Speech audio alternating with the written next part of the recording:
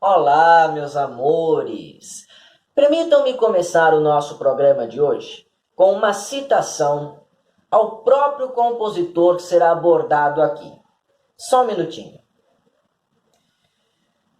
Tenho o grande defeito de só saber escrever música quando os meus fantoches movem-se no palco.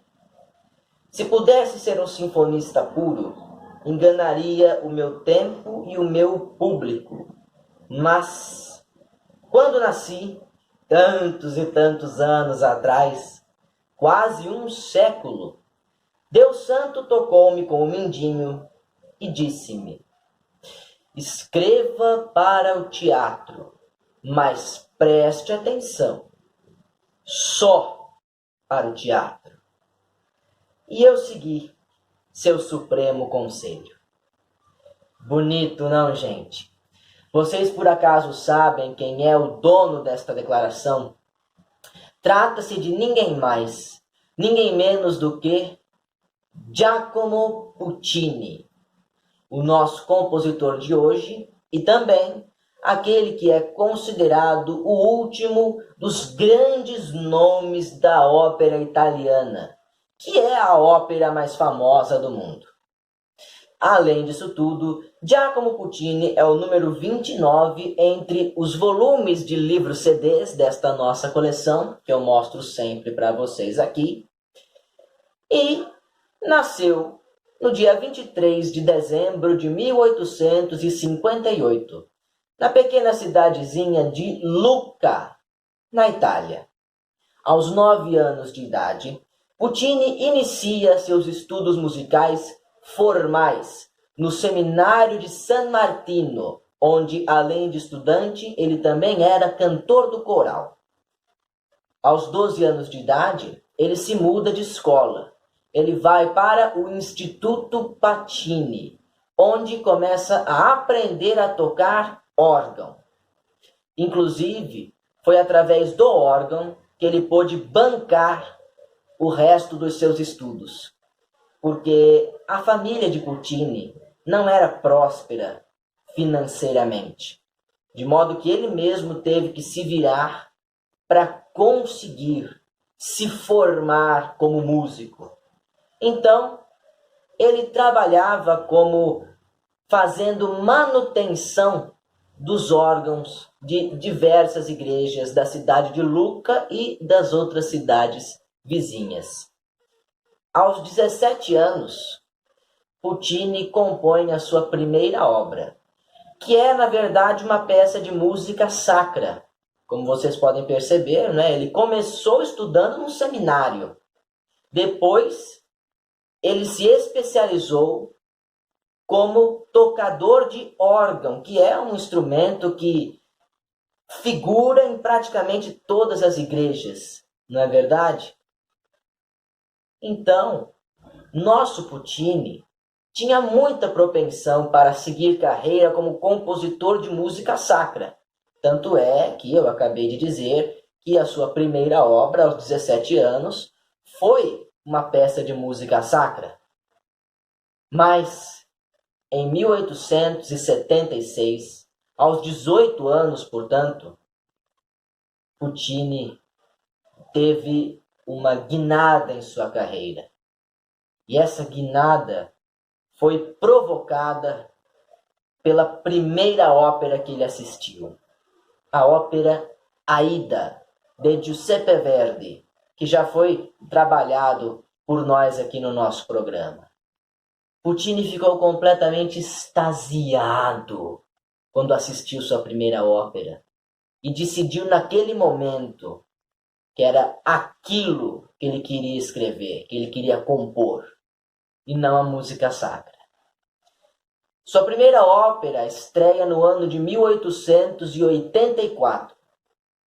Trata-se de uma ópera chamada Le Ville, que não fez nenhum sucesso. A sua segunda ópera, Edgar, também foi um fracasso. Porém, tudo mudaria em 1893, quando ele estrearia sua ópera Manon Lescaut. Ah, gente! Ha! Foi um sucesso retumbante, chegou a ser apresentada até mesmo em outros países. Na Inglaterra, por exemplo, em Londres, na Royal Opera House. E uma personalidade muito famosa nesse meio teatral, operístico, não é? George Bernard Shaw, que além de dramaturgo, também era crítico de teatro e de ópera, quando ele assistiu Manon Lescaut, ele simplesmente fez o seguinte comentário: a ópera italiana acaba de renascer. Para vocês verem a magnitude, a importância do trabalho do Puccini. Que não parou por aí, não. Depois de Manon Lescaut, foi um sucesso atrás de outro.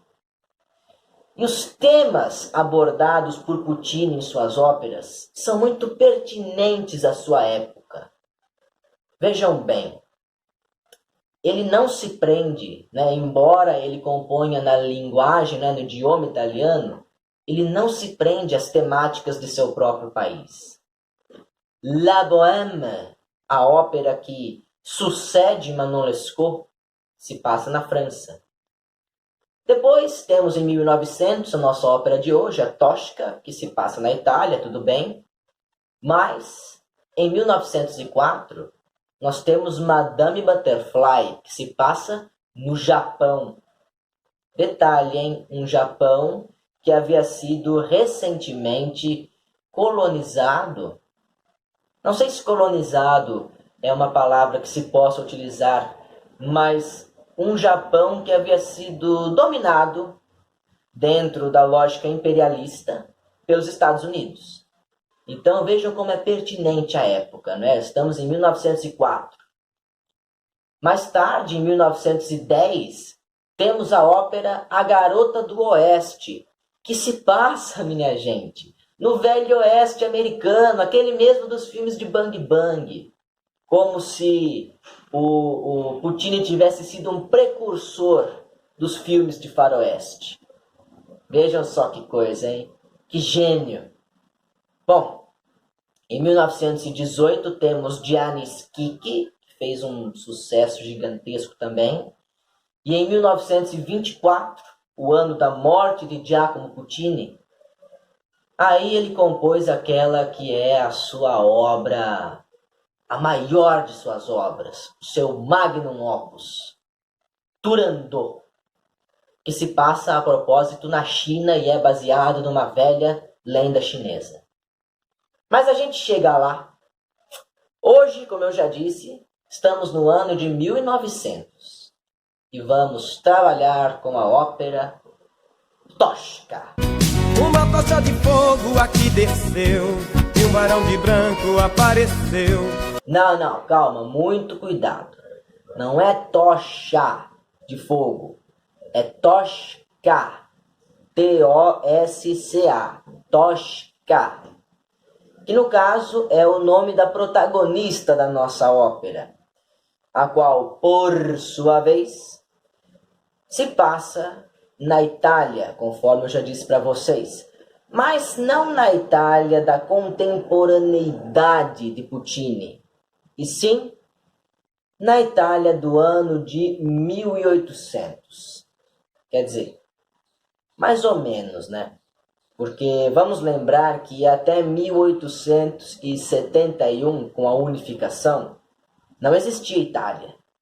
O que existiam eram vários reinos sob diferentes domínios espalhados pela Península Itálica. De modo que alguns desses reinos, lá no começo do século XIX, ainda se encontravam sob o domínio do Sacro Império Romano Germânico, que dura até 1806. Aí vocês vão me perguntar, por que em 1806 acaba o Sacro Império Romano Germânico e, consequentemente, os reinos itálicos que estavam sob seu domínio passam para o domínio de outra pessoa? A resposta é muito simples. O Sacro Império Romano Germânico deixa de existir em 1806 por conta da invasão de Napoleão Bonaparte. O então imperador da França, em sua política expansionista, invade as terras do Sacro Império Romano Germânico e, pouco a pouco, vai conquistando-as. Essa conquista é completada no ano de 1806. Bem, vocês devem lembrar-se então que Napoleão Bonaparte é uma consequência da Revolução Francesa e que a Revolução Francesa pôs fim ao regime absolutista na França. No entanto, o Sacro Império Romano Germânico ainda conservava o absolutismo. E, portanto, os reinos itálicos que ainda estavam sob o domínio do Sacro Império Romano Germânico também estavam sob o jugo do regime absolutista, certo? Do Sacro Imperador. De modo que a nossa ópera se ambienta nesse contexto histórico. E se ambienta num contexto histórico da iminência de uma revolução na Itália. No ano de 1800, inspirados pela Revolução Francesa, um certo grupo de revolucionários na Itália, segundo a ópera de hoje, faz uma tentativa de tomar o poder. Fracassada, essa tentativa, obviamente. Mas fato é que nossa ópera começa numa igreja. Nessa igreja, o pintor Mario Caravadossi havia sido contratado para pintar uma imagem de Santa Maria Madalena. Quando de repente entra correndo naquela igreja um revolucionário que estava fugindo de uma perseguição. Esse revolucionário chamava-se Cesare Angelotti.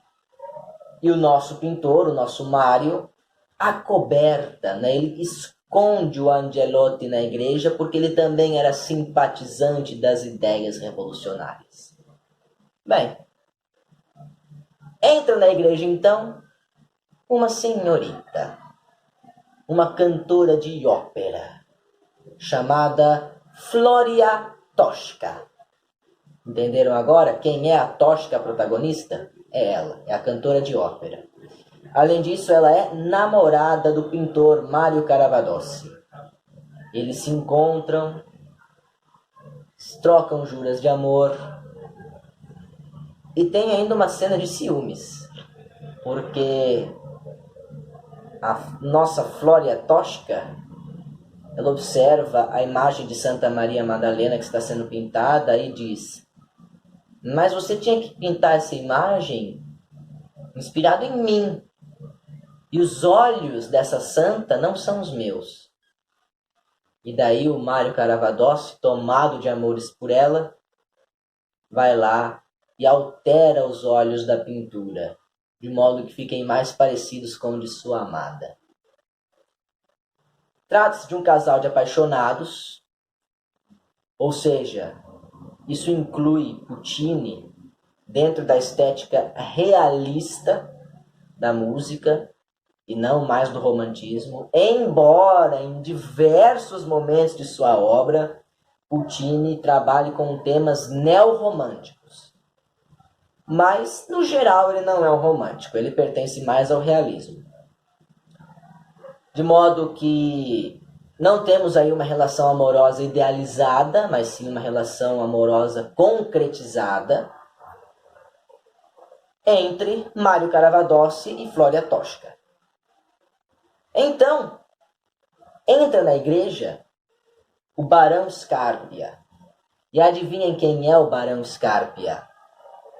Ele é o representante do poder do Sacro Império Romano Germânico em terras italianas. Sim, era ele quem estava perseguindo Cesare Angelotti.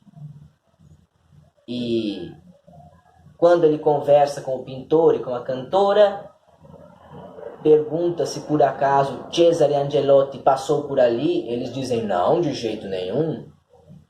Mas o desgraçado do Scarpia percebe que eles estão mentindo. Ele pensa, esses dois estão acobertando o Angelotti. E eu vou utilizar esses dois para chegar até o revolucionário que eu tanto persigo. Como? Através de uma fake news. Fato ou fake? O Barão de Scarpia inventa que as tropas napoleônicas que ameaçavam invadir o país haviam sido completamente derrotadas na fronteira. E, portanto, ele decide dar uma festa para comemorar. Nessa festa, ele convida Toshka, a nossa protagonista, para cantar uma música de ópera de modo a entreter os convidados. Enquanto Toshka canta essa música, a polícia do Barão de Scarpia prende arbitrariamente Mário Caravadossi, o namorado de Toshka. E enfim, quando a festa termina, o Barão de Scarpia agradece Toshka por ter aceitado o convite de cantar uma canção e faz mais um convite a ela. Convida-a para tomar um último drink num quarto separado do Palácio do Governo. Mas, quando eles chegam a esse quarto, quem eles encontram? Mário Caravadossi. Em petição de miséria, depois de ter sido barbaramente torturado pela polícia do Barão de Scarpia, a fim de conseguir a seguinte informação: onde está escondido o revolucionário Cesare Angelotti? Ele nega. E quando o Barão de Scarpia pergunta para Toshka, ela também nega. Não sei onde ele está, não sei nem quem é esse homem. Como é que eu posso saber onde é que ele está escondido? Não fui eu que escondi, né? Ela mente. Mas o plano do Barão de Scarpia era muito mais perverso do que se imaginava. Ele diz: ah, Toshka, então você não sabe? Tá bom. Quero ver. Ele manda seus guardas torturarem Mário Caravadossi na frente de Toshka. E ela não resiste. Ela fica completamente sensibilizada ao ver o seu amor, o seu amado ali, sofrendo tamanha violência. Ela então confessa que Cesare Angelotti estava na igreja. Muito bem, diz o Barão de Scarpia. Vocês podem levar agora esse pintor daqui, mas eu quero ter uma conversa particular com a cantora. A conversa era a seguinte. Ele diz que ele está decidido a executar Mário Caravadossi através de um enforcamento por conta de sua traição à pátria. E a Toshka implora desesperadamente: não, por favor, não faça isso. Eu vou fazer, não faça isso. Existe alguma forma de que eu possa impedi-lo de matar o meu namorado? Até existe, diz o Barão de Scarpia, mas tem uma condição. E talvez vocês possam imaginar que condição é essa. Ele queria passar uma noite com a Toshka. E ela aceita essa condição. Em troca da vida do seu amado, ela passaria uma noite com o Barão de Escárpia. Muito bem. Então, vá para o meu quarto, diz ele, e espere por mim, que eu vou dar ordens para cancelar o enforcamento. Por alguns instantes, Toshka fica sozinha no quarto do barão e fica refletindo, pensando, se preparando para aquilo que ela está prestes a fazer. E enquanto isso, o Barão de Escárpia não vai dar ordem nenhuma para cancelar o enforcamento. Ele mentiu, ele enganou a Toshka. Ele queria passar uma noite com ela e mandar matar o namorado dela mesmo assim. Por isso que eu falo para vocês que essa é uma ópera realista. Porque ela joga na cara toda a realidade da sujeira, da baixeza do ser humano. Você vê a sede de poder, o abuso de poder. Você vê a torpeza dos costumes. Você vê o desejo, a mentira, tudo isso escancarado. Puccini, de certa forma, também tinha um lado revolucionário, vamos dizer assim. Mas então, o Barão de Escárpia entra no quarto e diz para Toshka que está tudo resolvido, que ele não mandou cancelar o enforcamento, mas ele mandou forjar um enforcamento para não ser desmoralizado em frente à sociedade italiana, né? Ah, porque ele mandou prender o pintor e agora soltou? Não, eu não vou me desmoralizar, então vamos forjar o enforcamento. Tudo mentira, o enforcamento era de verdade, né? Como vocês já sabem. Então ele começa a se aproximar da Toshka, repugnantemente. Ele começa a se despir. E a Toshka repara que no cinturão do barão há uma faca. Ela então consegue seduzi-lo e quando ele está distraído, ela toma a faca e já mata o barão. Bem feito para ele. Ué. Enquanto isso, Mário Caravadossi está na prisão. Adivinha o que ele está fazendo? Escrevendo uma carta. Escreva uma carta, meu amor, e diga alguma coisa, por favor. Ele está escrevendo uma carta para sua amada Toshka. Uma carta de despedida, porque ele pensa que ele vai morrer, como de fato ele vai morrer. E é neste momento que se encontra o primeiro e único número musical que eu selecionei para vocês da nossa ópera de hoje. E lucevan le stelle. E brilhavam as estrelas. É assim que o Mário Caravadossi começa a carta que ele está escrevendo para Floria Toshka. Bem, eu vou deixar aí na legenda do vídeo 2 links primeiramente. O primeiro, uma gravação em estúdio dessa música, e o segundo, uma representação ao vivo dessa música no palco de uma ópera. Mas eu gostaria também de deixar um terceiro link dessa música para vocês, porque prestem atenção. Essa canção E lucevan le stelle foi trilha sonora da telenovela A Próxima Vítima, que esteve no ar na Rede Globo no ano de 1995, uma novela da autoria de Silvio de Abreu. Esta canção, E lucevan le stelle, foi tema da personagem Juca, João Carlos Mestieri, que era interpretada pelo brilhante Tony Ramos.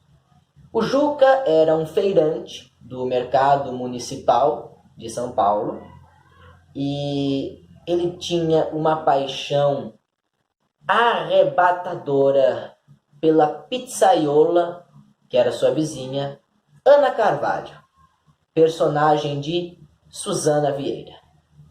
Porém, gente, Susana Vieira arrastava um bonde pelo irmão de criação do Juca, o Marcelo, interpretado pelo saudoso José Wilker.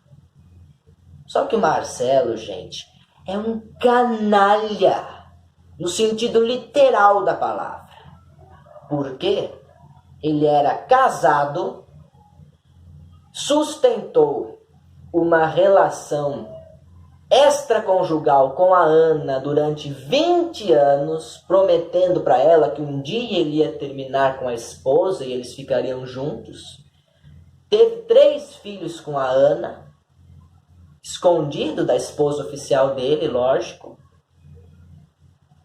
E quando, por uma eventualidade, a esposa dele teve que fingir a própria morte, a Ana pensou, bem, vamos esperar um tempo até as coisas esfriarem, e então nós finalmente vamos poder ficar juntos.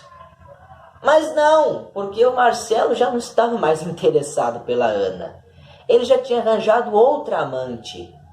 Então ele traía a esposa dele com 2 mulheres, com a Ana, que era amante dele há 20 anos, e, pasmem, com a própria sobrinha, a Isabela Ferreto, que era a personagem da Cláudia Ohana. E o Juca, coitado, o Juca, ele fazia de tudo pela Ana, ele era completamente apaixonado pela Ana, pediu tantas chances para ela, durante 20 anos que ela esteve com o Marcelo, ele sempre implorou para ela uma chance que ela nunca deu. Então o Juca sofria ao som de Elucevan Lestele. Vejam só que coisa. Até que, num determinado momento, o Juca conhece uma nova mulher, a Helena, interpretada pela Natália do Vale. Então ele começa a ficar nesse triângulo amoroso. Meu Deus, a mulher que eu amei durante 20 anos finalmente está me notando, porque ela percebeu que o Marcelo é um canalha, que tinha um caso com a própria sobrinha. Mas ao mesmo tempo, eu consegui me libertar desse amor que me aprisionou durante 20 anos. E eu estou finalmente me interessando por alguém que também, desde o primeiro instante, manifestou o mesmo por mim, que é a Helena. Então ele fica nesse triângulo amoroso e sofre ao som de Elucevan Lestele. É bonito, gente. É bonito. É um sofrimento bonito. E eu vou deixar aí uma cena dessa telenovela para vocês, na qual aparece a música Elucevan Lestele durante um desses ataques de sofrimento do Juca. Brilhante, Tony Ramos. Brilhante. Bom, fecha parênteses. Vamos agora voltar, então, para a história não da telenovela A Próxima Vítima.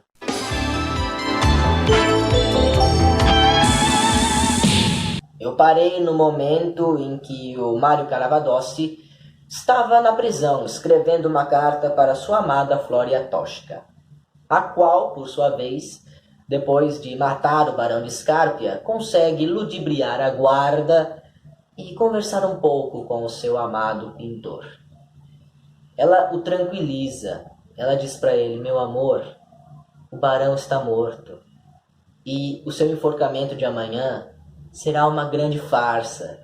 Você estará livre em poucas horas e nós poderemos viver felizes para sempre. Ah, o Mário Caravadossi fica tão feliz. A Toshka também fica tão feliz. Mas no dia seguinte, o enforcamento acontece de verdade. E quando a Toshka percebe que havia sido enganada pelo barão, comete suicídio por não poder viver sem o seu amado Mário Caravadossi. Enquanto isso, as tropas de Napoleão invadem de fato o país, comprovando que aquela história de que elas haviam sido derrotadas na fronteira era tudo uma mentira, uma fake news inventada pelo Barão de Escárpia.